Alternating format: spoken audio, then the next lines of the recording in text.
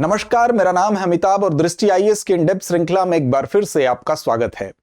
आज हम बात करेंगे ऊंचाई पर रहने वाले एकांत पसंद एक ऐसे स्तनधारी की जो अपने शिकार के लिए जाना जाता है।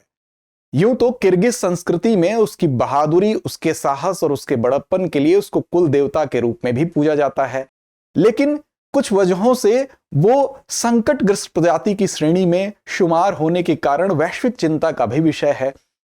जहां इस चिंता की तरफ ध्यान देते हुए कुछ राष्ट्रों ने उसे राष्ट्रीय प्रतीक के रूप में भी अपनाया है, वहीं अगर हम बात करें तो वैश्विक स्तर पर इस दिशा में प्रयास भी किए जाते रहे हैं।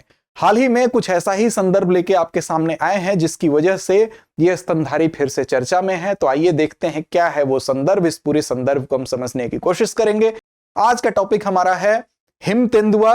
इसके बारे में हम अध्ययन करेंगे। तो सबसे पहले हम देखेंगे कि हिम तेंदुआ को हम किन बिंदुओं के अंतर्गत समझने का प्रयास करेंगे। सबसे पहले हम खबर देखेंगे, फिर चर्चा में क्यों है ये देखेंगे। हिम तेंदुआ के विषय में कुछ ऐसे तथ्य होंगे, इसके संरक्षण के जो राष्ट्रीय और वैश्विक स्तर पर होने वाले प्रयास हैं उसको देखेंगे। साथ ही रेड डाटा बुक की जो श्रेणियां हैं, संकटग्रस्त जीव जंतुओं और वनस्पतियों के लिए जो श्रेणी बनाई जाती है उस पर एक नजर डालते हुए हम अभ्यास प्रश्न की ओर बढ़ेंगे। और आपको बता दें कि सामान्य अध्ययन प्रश्न पत्र 3 के लिहाज से यह संदर्भ आपके लिए महत्वपूर्ण है।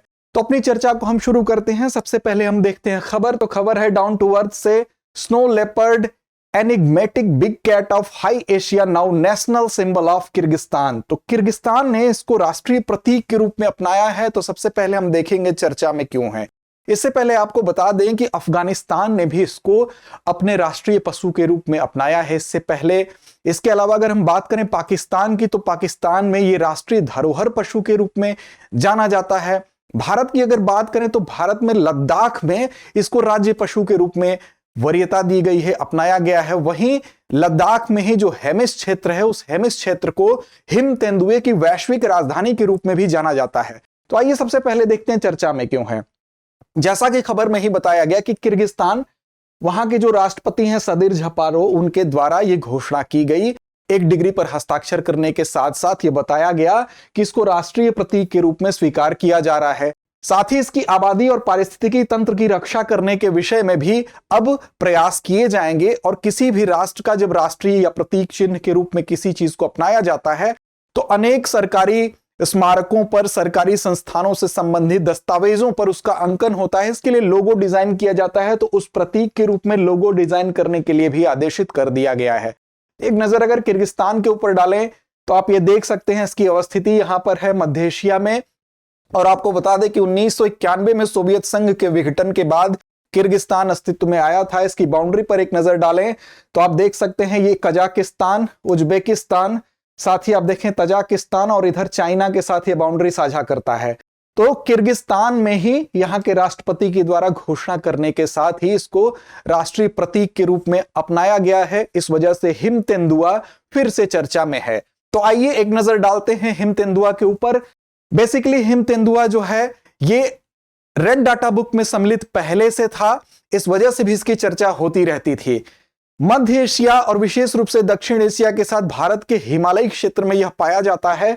और अगर बात करें इसके स्पीशीज की तो पैंथेरा जीनस स्पीशीज के अंतर्गत यह आता है। और इसी स्पीशीज के अंतर्गत जो अन्य बिल्लियां आती हैं, बिल्ली की बात करें तो शेर, बाघ, तेंदुए और जगुआर आते हैं, जो क्रमशः Panthera leo, Panthera tigris, Panthera pardus, Panthera onca इनकी स्पीशीज के नाम हैं। अगर वैज्ञानिक नाम की बात की जाए तो पैंथेरा अनकिया या एनसिया भी बोलते हैं, ये इसका वैज्ञानिक नाम है।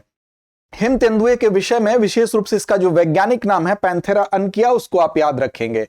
इसके पाए जाने की स्थिति अगर नजर डालें आप इस मैप पे जो ग्रीन कलर से दिखाया जा रहा है, तो विशेष रूप से मध्य एशिया, दक्षिण एशिया और भारत के जो हिमालयी क्षेत्र हैं, चाहे वो पश्चिमी हिमालय हो या पूर्वी हिमालय, यहां पर इसकी पाए जाने की संभावना ज्यादा रहती है। भारत में खंडित रूप में पाया जाता है, लेकिन यह विशेष रूप से इन क्षेत्रों में ही पाया जाता है। आप देखें जो 12 देश हैं, इन देशों की लिस्ट आपको यहां पर दी गई है, जिसमें भारत, नेपाल, भूटान, चीन, मंगोलिया, रूस, Pakistan, Afghanistan, Kyrgyzstan, Kazakhstan, Tajikistan और उज्बेकिस्तान, यहां पर यह हिम तेंदुआ विशेष रूप से पाया जाता है। और साथ ही अगर भारत की बात करें तो पश्चिमी और पूर्वी हिमालय दोनों ही जगहों पर इसकी स्थिति हमको दिखाई देती है। पश्चिमी हिमालय की अगर बात करें तो जम्मू कश्मीर, हिमाचल और उत्तराखंड, तीनों जगहों पर यह पाया जाएगा। और वहीं पूर्वी हिमालय की अगर बात करें तो अरुणाचल और सिक्किम में इसकी पाए जाने की संभावना ज्यादा रहती है, वहां यह पाया जाता है। कितनी ऊंचाई पर पाया जाता है तो समुद्र तल से 9,800, मोटा मोटी कहें तो 10,000 फीट की ऊंचाई से लेकर 17,000 फीट की ऊंचाई तक पाया जाता है, अर्थात ऊंचाई पर पाया जाने वाला यह तेंदुआ है। इसीलिए ऊंचाई पर चूंकि बर्फ होती है, बर्फ के कारण हिम तेंदुआ, इसके नाम से ही ये चीज आप गेस कर सकते हैं। इसके अलावा अन्य जो पर्वतीय क्षेत्र हैं, शान, पामीर, हिंदू कुश पर्वत श्रेणियों के बीच में भी इसकी सघनता देखी जाती है। आगे अगर बात करें तो इसके तस्वीर को आप ध्यान से देखें। इसकी तस्वीर को देखने पर आपको कुछ चीजें स्पष्ट समझ में आ जाएंगी कि इसकी जो स्किन होती है, ठंडे प्रदेशों में रहने के लिए हम क्या करते हैं, स्वेटर पहनते हैं मोटे मोटे, ठंड से बचाव के लिए। तो भगवान ने भी इनको ऐसा स्वेटर दिया है जो कि इनके त्वचा के रूप में ही है। इनकी त्वचा मोटी है, उसको फर कोट कहते हैं। जो फर होती है, मोटी त्वचा होती है, उसके कारण ये ठंड से इनको बचाव करने का एक विशेष वरदान मिला हुआ है। इनकी स्किन की अगर बात करें तो हल्के भूरे रंग के होते हैं, पीले रंग का इसमें आप देख रहे हैं बैकग्राउंड है। और इनके जो निचले हिस्से होते हैं, पेट वाला हिस्सा होता है, वो सफेद रंग का होता है, आप देख सकते हैं। सबसे मुख्य बात है इनकी टेल, इनकी पूंछ काफी लंबी होती है। कभी कभी जितने लंबे ये हिम तेंदुए स्वयं होते हैं उतनी लंबी पूंछ भी होती है, मोटी होती है। और जब ये पथरीले इलाकों में चलते हैं तो कई बार ये पूंछ इनकी संतुलन बनाने के काम में आती है, बैलेंसिंग के काम में आती है। इनके जो पंजे होते हैं हिम तेंदुओं के, वो भी विशेष रूप से हम कहें उनकी संरचना होती है ठीक उसी तरह जैसे ऊंट जो है रेगिस्तान में चलता है, गद्दीदार पंजों के कारण ही वो रेगिस्तान का जहाज कहा जाता है। वैसे ही इन हिम तेंदुओं के जो पंजे होते हैं वो भी गद्दीदार होते हैं, जिसके कारण ये बर्फ पे जब चलते हैं तो इनके पंजे धंसते नहीं हैं, उस पे चलने में इनको सुविधा होती है, आसानी होती है। कुशल पर्वतारोही होते हैं और ये जंपिंग करने में, कूदने में बहुत सक्षम होते हैं, इसी कारण ये अच्छे शिकारी भी होते हैं। साथ ही इनको पहाड़ों का भूत कहा जाता है। पहाड़ों का भूत क्यों कहा जाता है? क्योंकि भूत अमूमन कब दिखाई देते हैं? भूत रात में दिखाई देते हैं। ये भी रात्रिचर होते हैं और विशेष रूप से अपने शिकार के ऊपर छुप के हमला करने की जो प्रवृत्ति होती है, छल से उनके ऊपर अटैक करने की प्रवृत्ति होती है, इसके कारण अचानक ये सामने आते हैं। इसीलिए इनको पहाड़ों का भूत की संज्ञा भी दी जाती है, इस नाम से भी इनको बुलाया जाता है। अब ये संकटग्रस्त श्रेणी में हैं अगर, तो इनके संरक्षण के वैश्विक स्तर पर भी और हमारे देश के राष्ट्र के स्तर पर भी कुछ प्रयास हुए हैं। इन प्रयासों पर, इनके संरक्षण के प्रयासों पर एक नजर डालें तो IUCN की जो विश्व संरक्षण प्रजातियों की रेड लिस्ट जारी की जाती है, उनमें इनको स्थान दिया गया। इनमें उन्हीं वनस्पतियों, जीव जंतुओं को स्थान दिया जाता है जिन पर संकट होता है, तो उसमें ये सूचीबद्ध हैं। दूसरी अगर हम बात करें तो साइट्स की अगर बात करें, जो भी लुप्त प्राय प्रजातियां होती हैं, संकटग्रस्त प्रजातियां, लुप्त प्राय प्रजातियां हैं, उनके व्यापार पर, अंतरराष्ट्रीय व्यापार पर एक कन्वेंशन हुआ कि कैसे उसको रोक लगाई जाए। तो इस साइट्स के परिशिष्ट 1 में भी इनको स्थान दिया गया। विशेष रूप से इसमें जितने हस्ताक्षरकर्ता देश होते हैं इस बात की प्रतिबद्धता जाहिर करते हैं, क्योंकि इस प्रकार के जो जीव जंतु होते हैं एक तो वो कम पाए जाते हैं, और कम पाए जाने के कारण इनकी जो स्किन हो गई, इनकी जो छाल हो गई, वो महत्वपूर्ण है। इनकी हड्डियां और इनके मांस, इनके व्यापार को रोकने के लिए, प्रतिबंधित करने के लिए, वरना इनकी जो कम संख्या है वो भी विलुप्त हो सकती है। इस साइट का जो कन्वेंशन हुआ उसमें ये बात तय की गई और इसके परिशिष्ट 1 में इनको स्थान दिया गया है। साथ ही भारतीय वन्यजीव संरक्षण अधिनियम 1972 की अनुसूची 1 में भी इसको स्थान दिया गया है। ये सब बातें आपको ध्यान देनी है कि कहां पर स्थान दिया गया है, तो इसको बारीकी से देखेंगे। Convention on migratory species CMS जो है, इसमें भी सूचीबद्ध है जो विश्व स्तर पर और भारत में इन प्रजातियों को कैसे उच्च संरक्षण प्रदान किया जाए, इसके लिए ये प्रयास है। आगे अगर हम बात करें तो 2013 से ही जो global snow leopard and ecosystem protection है, GSLEP प्रोग्राम, इसमें भी ये सम्मिलित हैं। 2013 में क्या हुआ था कि 12 देश जो थे, जो स्नो लेपर्ड रेंज वाले कंट्रीज हैं, उनमें कौन कौन है? अफगानिस्तान, भूटान, चीन, Bharat, Kazakhstan, Kyrgyzstan, Mongolia, Nepal, Pakistan, रूस, तजाकिस्तान और उज्बेकिस्तान। ये वही देश हैं जहां पर ये पाए जाते हैं। तो इन कंट्रीज ने क्या किया, या इन्होंने एक घोषणा की और इस घोषणा पर इन 12 कंट्रियों ने हस्ताक्षर किया और यहीं से शुरुआत हुई थी GSLEP कार्यक्रम की, जिसके अंतर्गत इस हिम तेंदुए को स्थान दिया गया, इसके संरक्षण, इसके परिवर्धन की बात की गई। इसके अलावा हिमालय संरक्षक नाम का एक कार्यक्रम चला अक्टूबर 2020 में। सामुदायिक स्वयंसेवक कार्यक्रम है, इसके माध्यम से भी प्रयास हुआ। 2019 में पहला राष्ट्रीय प्रोटोकॉल, राष्ट्रीय स्तर पर जो प्रयास कह लें, स्नो लेपर्ड जनसंख्या आकलन, अर्थात इनकी आबादी की निगरानी करने के लिए यह प्रयास शुरू हुआ, कैसे इनकी जनसंख्या का आकलन किया जाए, उस पर निगरानी रखी जाए।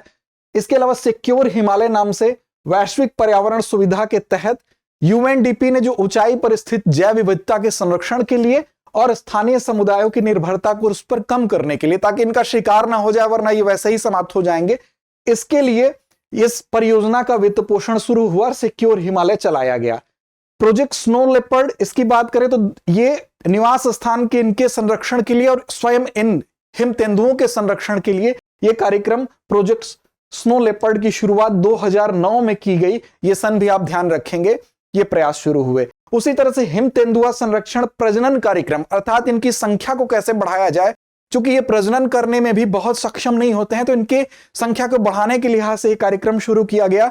किसके प्रयासों से? तो Padmaja Naidu Himalayan zoological park Darjeeling, जो कि पश्चिम बंगाल में है, इसके प्रयासों से शुरू किया गया। तो पद्मजा नायडू हिमालयन संस्थान को भी आप याद रखेंगे। इसके अलावा लिविंग हिमालय नेटवर्क पहल शुरू हुई। इसमें क्या है, 3 जो हिमालयी देश हैं, कौन कौन देश हैं? तो भूटान है, भारत है और नेपाल है। इनके प्रयासों से यह शुरू किया गया कि जो परिवर्तनकारी संरक्षण प्रभाव लाने के लिए जो प्रभाव जिम्मेदार हैं, उस पर कैसे कंट्रोल किया जाए। और WWF की जो वैश्विक पहल है, उसके रूप में लिविंग हिमालय इनिशिएटिव की स्थापना की गई। तो लिविंग हिमालय नेटवर्क जो है, इसके तहत भी इन 3 हिमालयी राज्यों में जहां पर इनकी अवस्थिति है, इनके संरक्षण का प्रयास किया गया। अब देखिए, इनकी जो श्रेणी है वो वल्नरेबल श्रेणी में है, सुभेद्य श्रेणी में ये सम्मिलित हैं।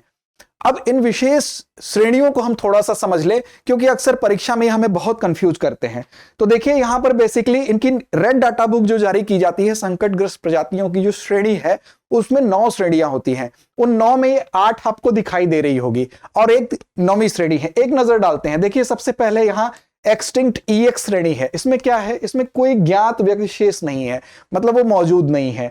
दूसरी श्रेणी आप देख रहे हैं, extinct in the wild, EW श्रेणी है। EW क्या है? तो EW जो है केवल कैद में ही अब जीवित रहने के लिए है, जंगल में अब इस समय नहीं वो पाया जा रहा है। तीसरी श्रेणी के रूप में CR, क्रिटिकली इंडेंजर्ड।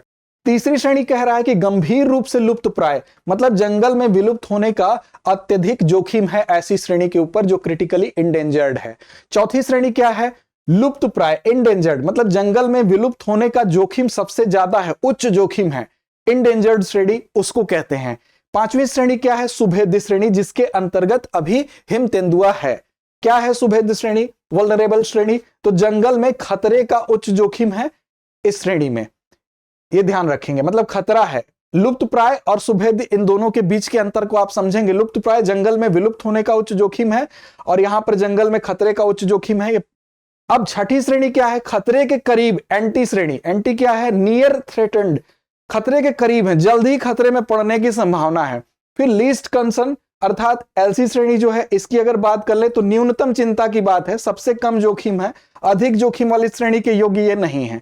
वैसे ही 8वीं श्रेणी जो DD है, डाटा डेफिशिएंट, इसमें क्या है? डाटा की कमी है, इसके विलुप्त होने का जोखिम आकलन करने के पर्याप्त डाटा ही उपलब्ध नहीं है।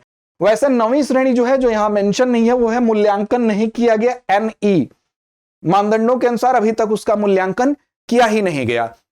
तो यही 9 श्रेणियां हैं, और इन 9 श्रेणियों में जिसमें हिम तेंदुए को शामिल किया गया, वो श्रेणी कौन सी है आपसे पूछा जाए तो आप ध्यान रखेंगे कि वल्नरेबल श्रेणी के अंतर्गत वो है। ये विभिन्न प्रकार की श्रेणियां हैं, ऐसे तमाम संकटग्रस्त प्रजातियों की जब भी चर्चा हो, आप ध्यान दें कि वो किस श्रेणी के अंतर्गत आती है, ये आपके परीक्षा के लिहाज से महत्वपूर्ण होता है। तो आइए चलते हैं अगले अपने संदर्भ की तरफ, अर्थात अंतिम कड़ी, आज के अभ्यास प्रश्न की तरफ। तो अभ्यास प्रश्न कुछ इसी से संबंधित है कि हिम तेंदुए को IUCN की रेड डाटा बुक की किस श्रेणी में रखा गया है। ऑप्शन है विलुप्त, दूसरा गंभीर रूप से लुप्त प्राय, सुभेद्य या उपरोक्त में से कोई नहीं। उम्मीद है आप सही जवाब देंगे। लड़ते रहें, अपने लक्ष्य की ओर बढ़ते रहें। धन्यवाद।